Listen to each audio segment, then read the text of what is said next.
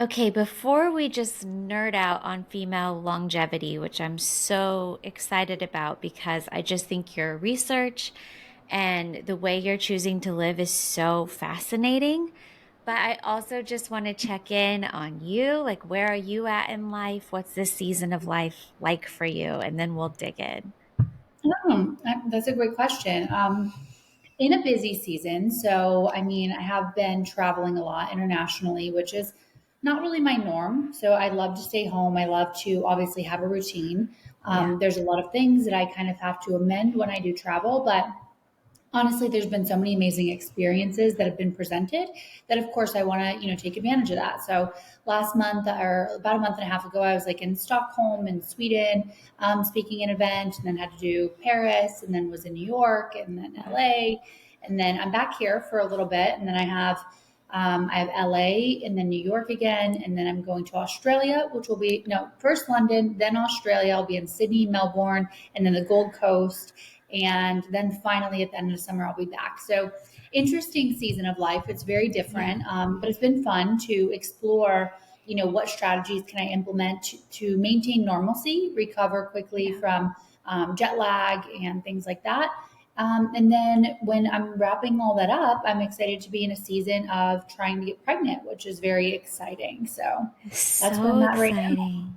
Okay, those are big things. So tell me, how did you get into the longevity space? Like, what drew you into that? Yeah.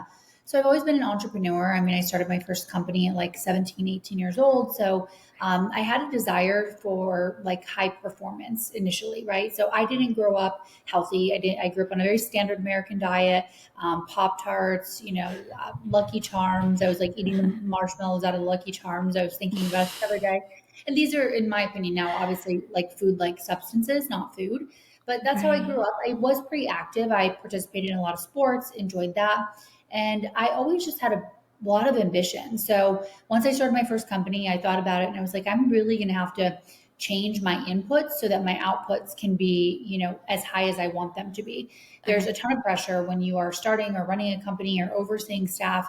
You have to perform well. You can't like wake up every morning with brain fog and just like barely get through the day. So Right. I started to study nutrition and really immersed myself in like what was possible. And this is years and years ago. I'm 34 now. So when I was 18. This has been a very slow build. It was not like overnight I just switched everything. So started to learn about nutrition, did actually brain health practitioner training through like Dr. Daniel Amen. This was many years ago. Started to think about like how can I optimize my brain health, how can that be for better performance output. And then about 6 years ago, I started to prepare to open this longevity medicine clinic. And during that time, I started to look at thousands of different labs that my doctor Mm. had never recommended that I do, labs that I've never even heard people talk about doing. Things like really comprehensive gut testing, total toxic burden testing, really comprehensive cardiac markers. I had just thought, there's LDL, it's the bad cholesterol, there's HDL, that's the good one, but it needs to be under a certain amount. So I'd never known about these advanced numbers for even things like hormones and thyroid function, cardiovascular health. Yeah. And I just started to get really immersed in that experience. So I would order the tests, I would run them on them myself, I would get the results back. And in tandem, I was also hiring physicians, so medical doctors, NPs, PAs, to work at the clinic, obviously. So I would work with these functional or integrative doctors to analyze these results. And there were just a lot of areas, I was in my mid to later 20s at this point that I could optimize. And as a bit of a type A person, I guess, I love that. And I was just all in at this point anyway. So obviously, I was opening a business in the space. So got a ton of different in-depth biomarkers, got excited about optimizing them, had the medical team to do so. We were Yeah. also determining what therapies to offer. So I was talking to many clinicians and clinic owners to see what they were offering. We, ended up settling on hyperbaric oxygen, NAD therapy, EBU therapy, customized precision, IV nutrients. We had a cryotherapy chamber. There was a Nanovi, red light, a variety of different modalities, an ozone sauna. And then as I did trainings for all of these different, devices and therapies and really got to learn the protocols and then combine that with the patients that eventually came in or clients that came in and saw what remarkable results they were getting from a lot of these interesting, like innovative therapies, along with results I was getting myself, it was just like, what is cooler than this? I mean, I've always known that and always been excited about it, but to have that like clinical experience, just Hmm. watching people come in that have already been to 10 to 20 different doctors, Right. that's really incredible, because I would say about half of the clientele were people that wanted to just optimize, live longer. They were already in really Mm. good health. And then the other half was people that were looking for like functional medicine care, root cause medicine. And I just got to learn so much from, of course, my medical team. And then also, I've interviewed now hundreds of medical doctors, PhDs, researchers for my podcast, which has been super fun. When I Wow. decided to put out my data publicly, which, is a very rare thing still these days. Okay. So I have been doing these tests and putting them out for many years. But when I decided to organize them all like in a very, fluid fashion that people could understand and track and get what I was doing there, I hired a small team of female PhD candidates to pull a lot of the research on women, because years ago when I started this, a lot of the protocols that were out there were based on the male data. So women Hmm. haven't really been included in medical research even now, but we weren't required to be included in research even in the 1990s. So the early 1990s is when that changed and we were required, but there's still such limited data that most of the longevity protocols that are out there, let's say maybe caloric restriction, we know that that works really well for extending the lifespan of mice, and a lot of longevity protocols incorporate that. But I started to see some negative changes in my biomarkers based on some of the intensity and longevity protocols that I was doing, because they were really just more so optimal for men who have less hormonal shifts, less hormonal changes, and Yeah. really just less to consider on a month to month basis. So, yeah, that's how I got into all this. It's amazing. It's just so incredible. I did want to dig into that hormone piece with you and just the protocols. So I'm just wondering if you have someone who's coming, their mid 40s and they're feeling exhausted, brain fog, inflamed, overweight. Where do you have them start? What are some protocols that immediately they could start, let's say tomorrow? So these are some things that I've identified in my protocol and learned throughout my conversations with different doctors and also my consulting team. So the baseline of health for women and men too, to some extent, but there's nuance in terms of what the protocol might look like, is definitely number one, sleep, right? So Okay. is this woman sleeping well? That's a super important component to optimal hormone health, optimal mitochondrial health, Mm, every facet of health, also even how much motivation that you have the next day. So we know that even one poor night of sleep can significantly decrease your natural killer cells, reduce your immune system, increase your ghrelin, which is your hunger hormone. So okay. you'll literally be more hungry. So first, definitely look at your sleep. If you're having any hormonal issues, look at sleep. Exercise. So women are really prone to insulin resistance and insulin related chronic disease. Things like PC, for example, Mm-hmm. is kind of a metabolic disorder in many cases. So looking at maybe your glucose. So maybe like a ketone monitor that you can do the glucose measurements. I use like a levels at home CGM or blood glucose monitor to measure my daily glucose. You can also Okay. ask for like an insulin or an HbA1c and a glucose measurement from a doctor to see how those hormones are working, see if there may be anything underlying like PCOS. If you're in your 40s and you're entering perimenopause, you can look at labs. So you might want to test estrogen on days around 3. During this phase of life, like the hormones are incredibly erratic. So it's a bit Mm-hmm. hard, to know exactly where you are. When Right. you're menstruating regularly, you can have a expected level of, let's say, estrogen on like day 3 and then progesterone on maybe day 22. But when a woman gets into perimenopause, it becomes a bit more erratic. I also have this at home monitor that I use often. So it's called a Mira, and you can actually do daily measurements. So this is going to look at Oh. essentially metabolites of estrogen, progesterone, LH, and then FSH. So you can get a better understanding of what your hormones are actually doing at different times of the month. So that's really cool. I enjoy that. Yeah. Um, Other things that we know, going back real quick to exercise. So I think of muscle as like a metabolic banks for women. So more muscle that you have, the better that your body, of course, can function from a strength perspective, from a bone density perspective, which is incredibly important for us women as we age, but also from a metabolic perspective, because that muscle can utilize the glucose. So, are Mm, you training? But there's also nuance to that, right? Like men can pretty much train just about the same every single day of the month. okay. Women, depending on their stress level, so this is also something that can allow your cycle to go awry, is if your stress is way too high for way too long.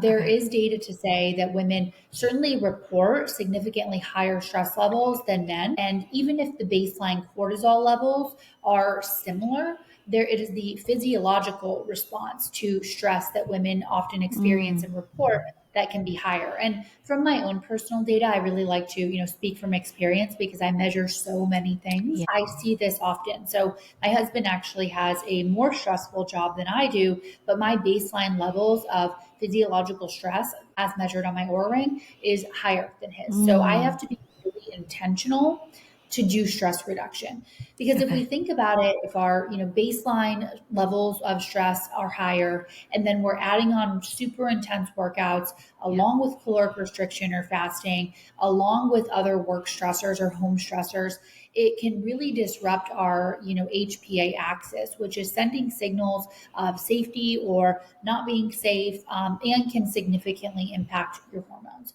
So these are just a few of the areas I would look at. Obviously, other basic health habits like optimizing your circadian rhythm can be really helpful, because as it relates to cortisol, we want to have a cortisol peak. Like cortisol, we need it to live, right? I know it's really Okay. being demonized right now on the Yeah. internet, like as I see, but it's absolutely critical. It's like our get up and go, how we get things done, how we have energy.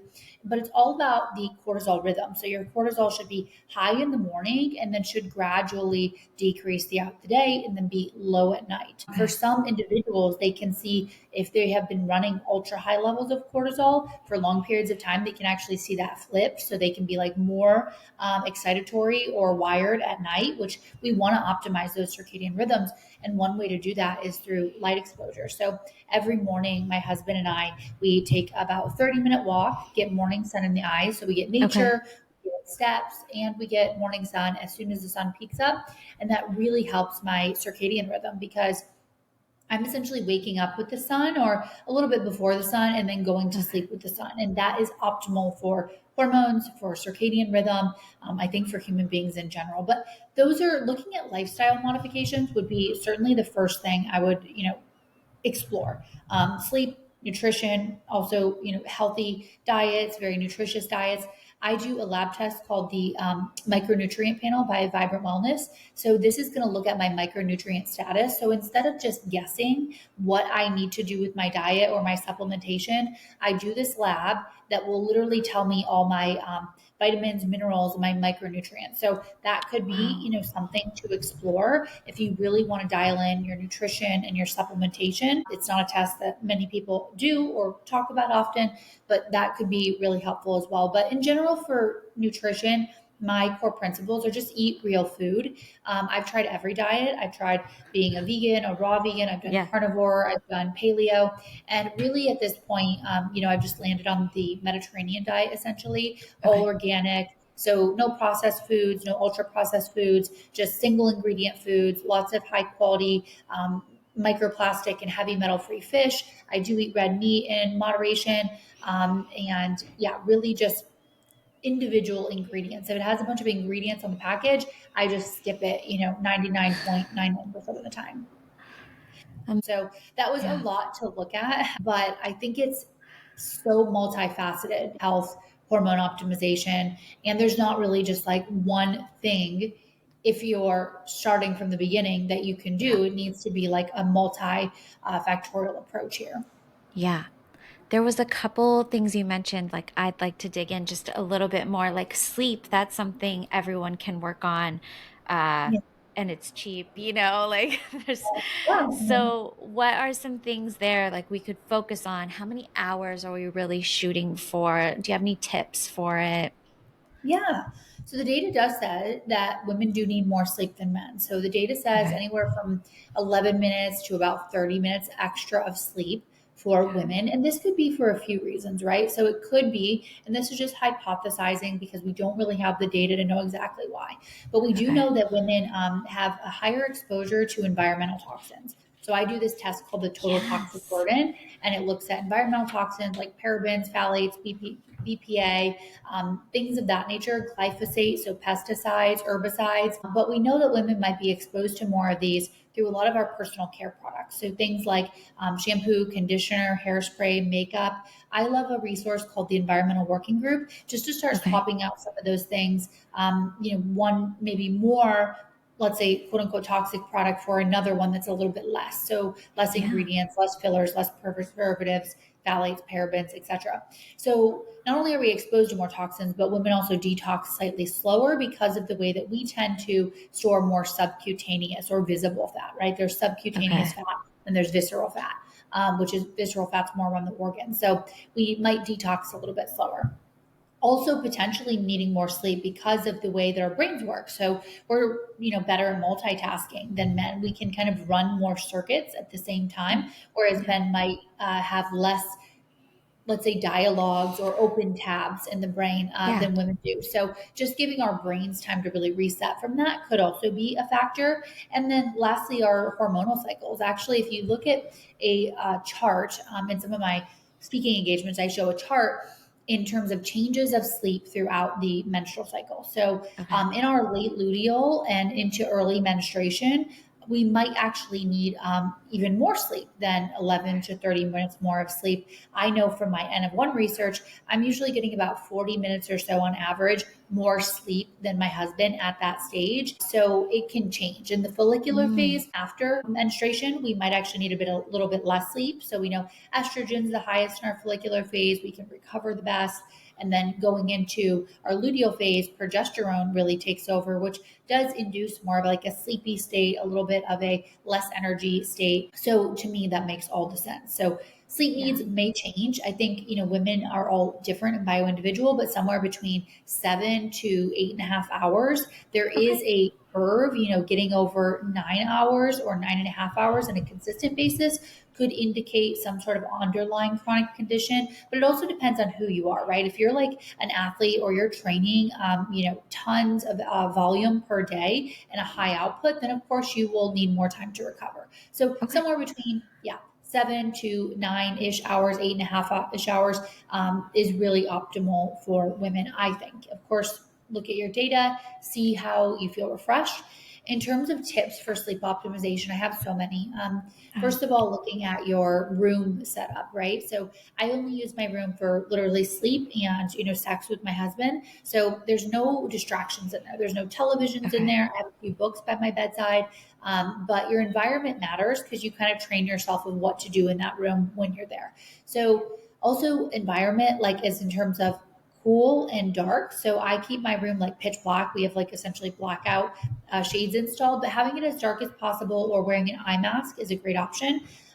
Cool. So temperature matters. We know that our bodies drop Okay. down about a degree in temperature naturally when we sleep. So a few things that I enjoy are number one, just turning down the air. Number two, I have been sleeping on an 8 sleep. So that can actually take down the temperature, up to -5+ degrees. I just keep it mild. But all that you need to do is turn down your AC a little bit or ensure that your room is a little bit cooler so you're not waking up from the heat. Super important.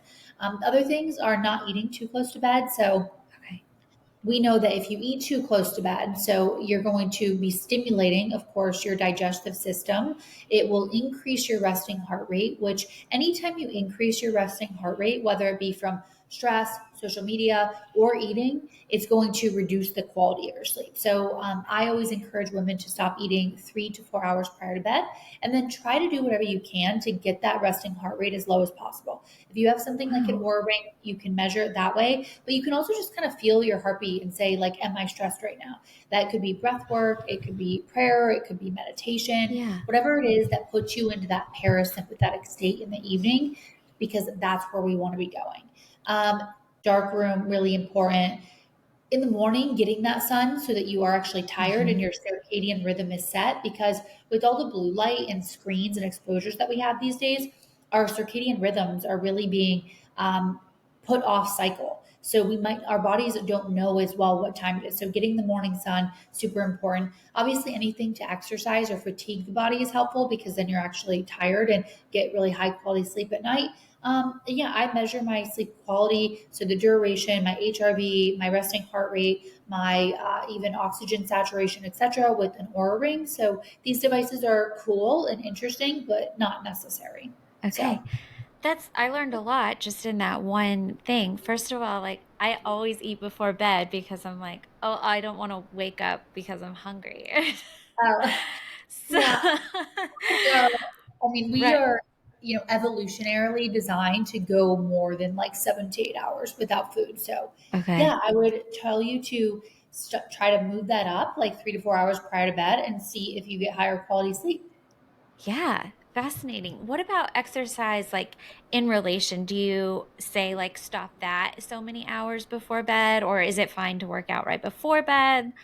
Yeah, you don't want to do any strenuous exercise right before bed, right? Again, Okay. probably in that like 3 to 4 hour range, because again, that's going to significantly increase your heart rate. It releases, a little bit of adrenaline. So we don't want to have that spiking prior to bed. We want to really think about front loading for optimal cortisol, circadian patterns, as Okay. much of our high intensity in the morning to get that like high cortisol spike that we want to wake up, be Hmm. productive, energetic. And then we want to think about dialing our day down as the day progresses with our lowest stimulation activities and most relaxing activities in the evening. Okay. So anytime, I mean, if you want to work out right away in the morning, get it done. I think it's great. It sets your like mood and energy levels for the day really well. But anytime up until, I would say, probably about 3 hours prior to bed. Of course, if you're going to do something like yoga or stretching or Hmm. just something light, I think that's okay to do a little bit later in the day. But as it relates to exercise, I think of every area of longevity, right? So Hmm. we have cardiovascular health, we have strength training and like muscle gains. Then we also have mobility, we have stretching. We want to be able to keep our balance and be Yeah. flexible. So it's multifaceted. So each day of my training might look a little bit different so that I can hit all of those parameters. So, Mm.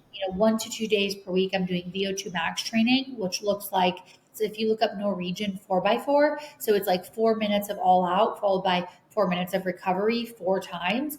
For women, actually, when I interviewed Dr. Stacy Sims, she told me that our recovery period could be a little longer. So maybe 4 minutes of all out, followed by 6 minutes of rest. Repeating that 4 times can be really Okay. helpful. And then other cardiovascular activities, just like low level movement. We know that, getting an adequate amount of steps each day, even as simple as that is good. That low level to moderate level movement is really good. So I'm aiming for, about 10,000 steps per day minimum. And I get Okay. that pretty easily with just like 1 to 2 walks or taking calls on my walking treadmill, even just moving about the house, but aiming for steps, because we know that sedentary behavior is not linked to Yeah. better longevity.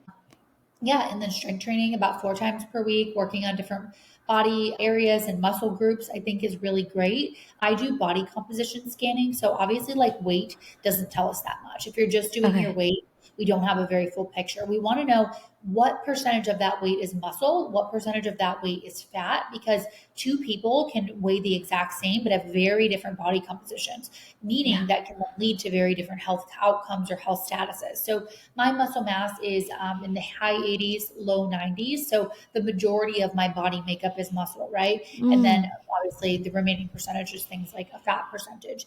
So yeah, I think it's great to have some sort of bioimpedance scale. You can get one Yeah. for, I think, less than $100. The one I have is a few $100s from a company called Withings. It does so many things. It looks at bone density and mass, water weight, fat mass, muscle mass. It'll actually show you the difference between your like right arm and left arm, and leg and left leg, What? and like abdominal region, and then where you are into relation to other users. So looking at this is a really easy biomarker that you can do at home and just test, Yeah. once a week. I also love for tests for longevity that are at home, grip strength. So grip strength is a great predictor of longevity. I wouldn't recommend anyone training it with like one of those hand grip strength meters or trainers. It's a measurement of longevity because it's a metric for how much strength you have overall. So that's another at-home biometric that I love. Okay. I also do a few others, things like, of course, the blood glucose that we talked about. I do Yeah. blood pressure at home. I do lung health at home with this barometer. So these devices are all, $100 or under that you can Yeah. have at home to just check some of these biometrics at home. So yeah, that Oh, I is love my that. opinion on exercise. Yeah, because when you're talking about it, sometimes I'm like, you really have to have like someone looking out for you or doctors who are invested or care. And I think a lot of people don't have that, but there's so much you can do at home that I didn't even realize. So that's amazing. Yeah, yeah. I built a community for this purpose. So I think it's one of the only female longevity communities. But I give everybody like, here's what to test. If you want to test, here's how to track it. We're all like really encouraging each other. So it's a lot of fun. But I did build something, and then I also have for free on protocol.kaylabarnes.com all the lab tests that I do, all the at-home tests, what Okay. my results are, what you could be looking for, and I talk about that a lot too on my YouTube. So I'll take a test like this upcoming week, we have micronutrient, right? So Okay. I take my lab test, I go through what I'm looking for, why I'm looking for it, what the lab is, how much it costs, how to do it, when to do it. So I also try to make that because health can be so complicated, right? It And can. Yeah. it can also be expensive. And it's like, do you need to do all these things? No, you Yeah. definitely don't. I'm doing it because it's my professional life and my personal Right. life, both of those things. So I do like the maximum level of testing and diagnostics. And for most individuals that are in good health, just keeping a quick tab on where things are can be really helpful. Okay. Huge.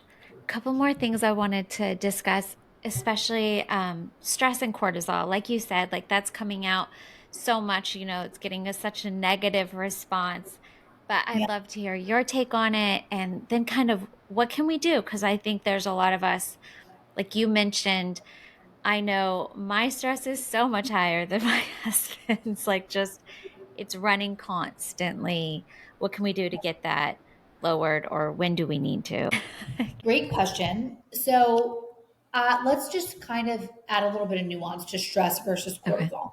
So, stress is more of a physiological umbrella for feeling stressed, reporting stress, seeing stress in terms of form either increased blood pressure, increased body temperature, increased heart rate. These are some of the metrics that a device like Aura, for example, would actually track. But then we have the biochemistry, more one time marker of cortisol. Okay. So cortisol, as we discussed earlier, should have a very consistent pattern. So high in the morning, cortisol starts to rise before we wake up. It helps us to Okay. wake up, and then it should maintain being high for the morning hours. Then ideally, it slopes a very natural and fluid slope down to being low in the evening. So I think that we're in a place where we want to blame cortisol for like everything from Yeah. puffy face to Mission any and inflammation. And I don't think that that's a fair assessment because okay. our cortisol should be high in the morning. So, number one, if you are concerned about having too high of cortisol, it could absolutely be the case. I would go get a cortisol test. You want to get a Okay. cortisol test in the morning. There are some tests like the Dutch test, if you really want to go deep in it, that you can look at the entire cortisol cycle throughout the day. So, it's going to let you know what's going on all throughout the day because you're taking multiple tests. But for most people, even if their stress on aura or they feel more stressed is high or higher, it won't necessarily always result in a high cortisol. So that's also something to keep in mind. So let's say you do Okay. get a test, the cortisol is within normal range. I think that the range is somewhere around like 9 to 13 or so in the morning. Hmm. I could be a little bit off on that. So let's fact check that. And so, even if you have a normal cortisol test, but you feel very stressed, you can still negatively influence your HPA access or that response system to stress. So, first is understanding why do I feel stressed? This can be for so many different reasons. We have both physical stress and then we have mental stress. Physical stress could be an illness. It could be some sort of food sensitivity or gut Mm. issues that is causing a physical stressor on your body. If you pick up a virus or a bacteria, your body is going to gear up the immune system and get ready to fight that. So Yeah. Then we have to parse out, is this physical stress or is this emotional stress? So if Mm. it's not physical stress, then it's emotional stress. We have to look and think. This has at least been my way I've thought through this process, because I, like every woman, also struggle with this. Stress is one of the hardest areas to optimize for me. Mm. I think because, I had a very stressful upbringing. Then I went right Okay. into being an entrepreneur and had incredibly high levels of stress, Right. very high expectations put on me. So my brain is wired to be in parasympathetic activation.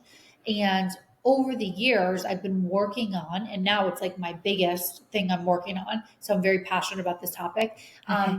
Is reducing that stress level, right? Because I do want to be getting pregnant in a few months, things of that Yeah. nature. So I need to make ensure that I'm reducing that stress level.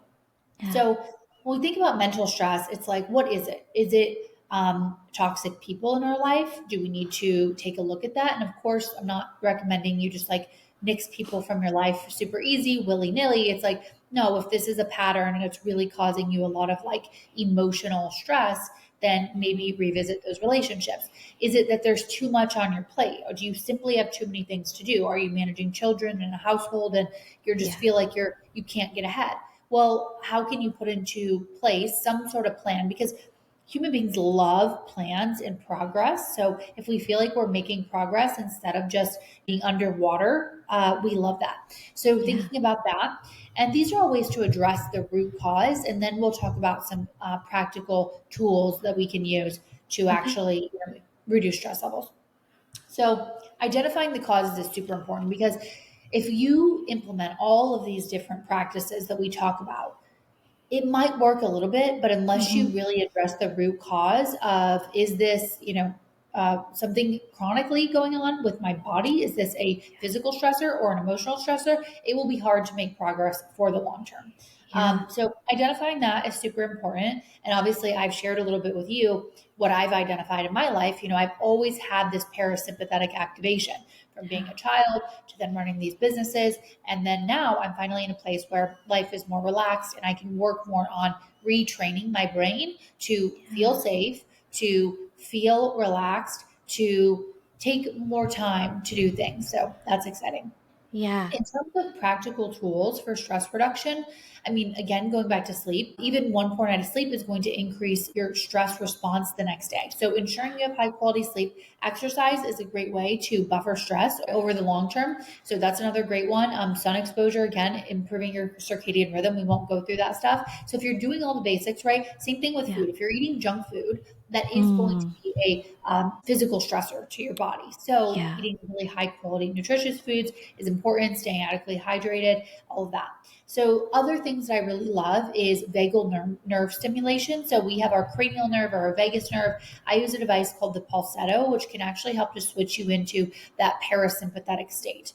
Okay. Things that don't require devices are taking a long walk in nature, really beneficial. We know that there's tons of research on this, Yeah. but being in nature, super healing and really great for stress reduction. So you can Mm. take a walk, you can just sit down, ground, like make contact with the earth with your bare Yeah. feet. That can help to reduce stress. Also, breathing. So, breath is a very underrated tool as it relates to either increasing energy or decreasing stress. We can increase Okay. our energy through like fast fire breathing, but we can also decrease our stress response significantly through Hmm. long exhales. So maybe a 4 in followed by a 4 hold and then a 6 exhale can be really beneficial. We know that Andrew Huberman speaks a lot about the physiological sigh. So that's 2 quick inhales through the nose and then a release of air through the mouth. Okay. So that can be really beneficial to shift you into that more parasympathetic state. I Hmm. love that I can track this now on something like an Aura Ring, because Yeah. then you know for sure like it's working. So other things are, for me, prayer. I mean, I am a Yeah. Christian and I read my Bible in the morning, and it puts me into a restored phase on Aura Ring every single time. It's great. Reading Wow. in general can shift you into that parasympathetic state. We're being less entertained, and we're being Yeah. less stimulated. So we don't have this constant stimulation of the blue light and the scrolling and the change of the video. Right. So reading in and of itself is much more relaxing than either watching television or scrolling on the phone. That's another way. So you could start reading. I am implementing four specific or intentional breaks throughout my day for Okay. parasympathetic activation. And I've been seeing incredible results. I'm getting more restored time than ever.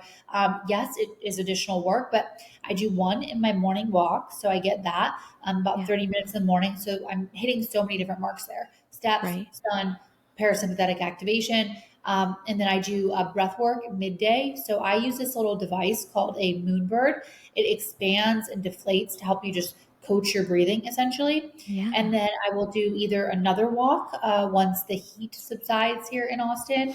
And then in the evening, I will do reading or breath work or meditation. Meditation is amazing. Like the studies on meditators versus non meditators and the health of their brain and the longevity of their brain is so clear. It's really hard to get into, but I like to use this device like some neuro tracker, maybe like a Muse meditation or something that will help you to gamify it. And then it might be a little bit easier. But any sort of Yeah. meditation, breath work, grounding, nature exposure is going to be really beneficial. High end wise, or like kind of odd things that work, is this hyperbaric chamber behind me.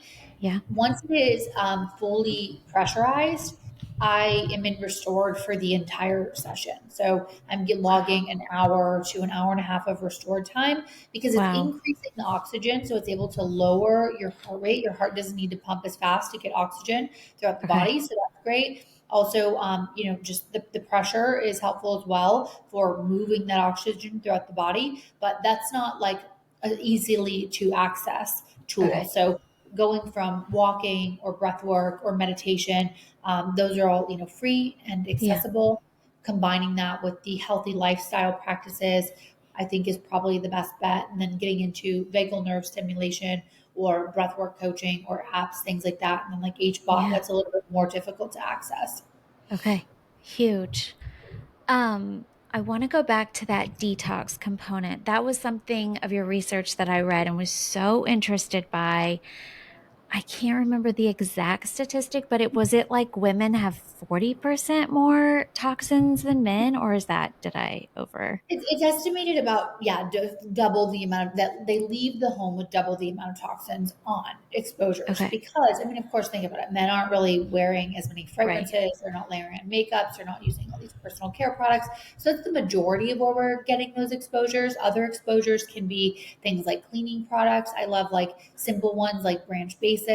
Our homes can emit different environmental toxins or VOCs, so Uh-huh. looking at things like new carpets or couches or beds or inorganic beds. There's a variety of different places that we can get these exposures, but it's estimated that we're leaving about the home.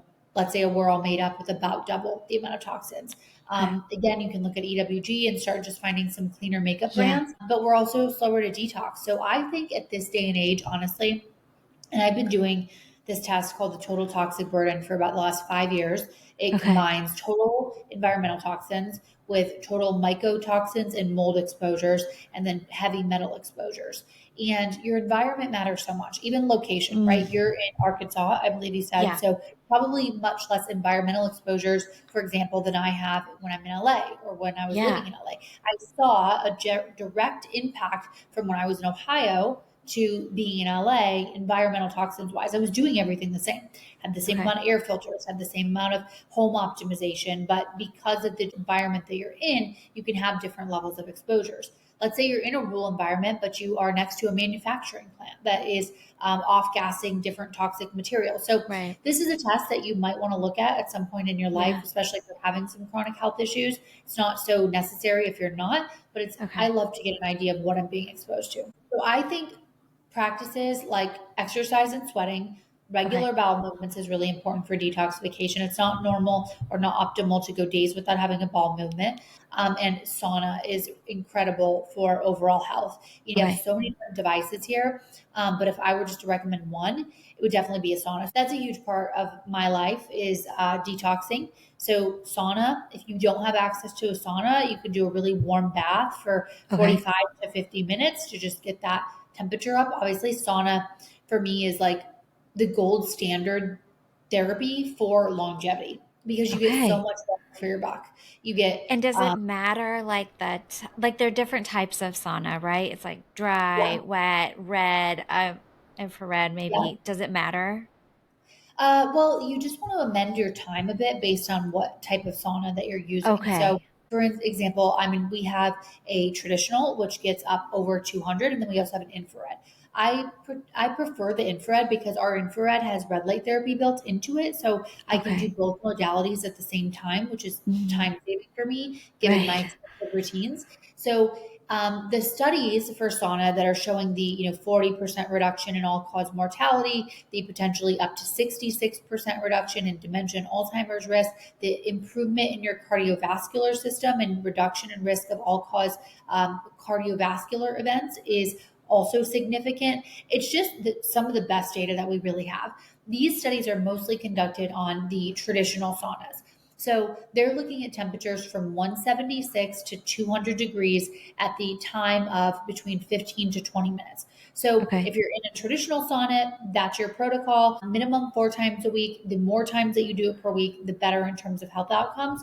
But Okay. always make sure you stay really hydrated, have electrolytes, etc. Mm. But if we're talking infrared sauna, like I'm doing, incredible benefits. And you have interviewed some of the world experts on like heat and cold exposure, like Dr. Susan Soberg, and I've asked her this question. If you're doing an infrared sauna, just bump up the time. So my Okay. infrared sauna goes to like 165 or 170, so it's still pretty hot. Because of that, I am doing longer than that 15 to 20 minutes that they looked at in the traditional sauna study. So I'm doing 25 to 30 minutes in the infrared sauna instead of the 15 to 20 minutes in that higher temp. So, depending Yeah. on how your temperatures are in your sauna, you might want to increase the duration of time. Yeah. So helpful. Okay, I know we're running out of time. I have two more things I would just love to talk to you about. Yeah. One more quick note on Yeah. detoxification is also Okay. lymphatic drainage. So, something really easy is either jumping on like a mini trampoline. That's really good to just get our systems moving. So, we can be a bit stagnant if we're not moving our body in Oh, terms of our lymph system, which is our one of our primary ways of detoxification. So, mini trampoline jumping or rebounding is great. Power plate, if you have that, is great for moving the lymph system. Dry brushing, which is really easy to combine with sauna because I just keep the dry brush in there and do it while I'm sauning. And then, if you go to like a clinic or something, I own something called a Balancer Pro, which is this like Rolls Royce of lymphatic drainage, which I absolutely love. So again, just kind of stepping up different options for lymphatic drainage, but all are really great and efficacious and love them. I would love to hear like a typical day for you. Like, what time are you getting up? When are you eating? A meal, like a typical meal day for you? What time are you going to bed? I don't know. Can you walk us through just like a quick, if you were at home and having like a regular routine schedule, what would that Yeah. be? Yeah, it's kind of long, so just prepare yourself real quick. Okay. Recommendation would be like you could just pick 1 to 2 of these things, like to maybe incorporate, or just ensure you're focusing on mastering the basics. The way I think about the basics is like it's going to get you 95% of the way there. And then this Okay. last 5% that I'm trying to achieve is where all these other devices and therapies and modalities come in. So you Okay. can That's make huge. massive and should make massive shifts with just basic lifestyle things. So I wake up naturally. I don't use an alarm. I get up somewhere between 5 and 5:30. And the first thing that I do is I brush my teeth and I do my oral care routine. So oral care is very important. So I water pick, I floss, I brush with a nano hydroxyapatite toothpaste with probiotics. So I don't use fluoride. I'm not a big fan of that. So Yeah. do that. Sometimes I do red light therapy for gum health. Sometimes blue light for teeth whitening. But do my oral care routine first. Then I get some water with some electrolytes, and then I go into my office and do Okay. this kind of setup. The light doesn't come out until about 7 a.m. here, so that's when I take my walk. But I have my like office room set up so that I have red light therapy. I have a Nanovi, which is a device for reducing oxidative stress. I have a light lamp, and then I have a PEMF all in one concentrated area. So I turn on the PEMF, I turn on the red light, I turn on the Nanovi, I turn on my light mimicking lamp, and then I sit down. And for me, I read my Bible and pray. So that's like Mm. parasympathetic activation. We have the red light, we have the time with the Lux lamp, and then we also are getting the PEMF. So I'm stacking a lot of modalities at once. After that, I usually get some steps in, just like on a little walking pad, and then at about 7 o'clock, I do my morning walk. So sunlight, long walk with my husband. I also have around that time my protein coffee. So I'll have a little bit of coffee, organic, biodynamic, with some collagen peptides, and then some protein, some colostrum, and some creatine. So that gives me a little bit Oh, of fuel before I'm about to do my morning workout. Then yeah. I get back from my walk. I do my morning workout. So that's usually roughly like 45 minutes. We have like a home gym here, so I do it there. Then I do my sauna right after. So the sauna after the workout can actually mimic and extend those exercise benefits. So I do that. If I'm in the follicular phase, I will do a quick cold plunge. If I'm in the ovulation or luteal phase, I won't. Sometimes I won't either in the follicular phase, just depending on how much stress I feel like I have. I think if I already have a lot of stress, I don't want to add on the stress with so many different hormetic stressors, right? But if I'm Yeah. feeling good and just want a little bit of energy burst, I'll do the cold plunge. But that's sometimes yes, sometimes no. Then I will take a shower and then I have my breakfast right after. So I eat two full meals per day. And then I have my like 30 grams of protein in my protein coffee prior to that. So I Okay. have my full breakfast, which typically consists of some sort of like eggs, a little bit of wild salmon. We have some fermented foods, like I love fermented carrots. Then we Hmm. have a green. So I do both sprouts and either like a side salad or a sauteed spinach. Sometimes I'll do some lentils in there or some broccoli, like roasted broccoli or roasted cauliflower, but it's some sort of plant, some sort of protein, and some sort of fermented food. That's like Okay. really, my breakfast. And then I'm getting the protein sources from, of course, the eggs and the fish, but then I'll also do like a little protein collagen yogurt after that. So I take like a coconut probiotic yogurt. I add some more protein in there. I add some hemp seeds, some like chia seed, but it's called Zen basil seed. So those Okay. actually have about half the amount of fiber that you need for the day. So I'll do 2 servings of that. So I'm hitting my fiber servings just with the Zen basil seeds almost, plus all the plants that I'm having. And then so I have that. I will also throw maybe like a half a Brazil nut in there. Sometimes I throw some like high quality cacao. We know there's a lot of antioxidant benefits of cacao. So Yeah. I'll have that with my breakfast, but then I'm getting, an adequate amount of protein. So I'm able to get like 40 to 50 grams of protein Yeah. in my breakfast because I do aim to get about 100 grams per day or so, give or Okay. take.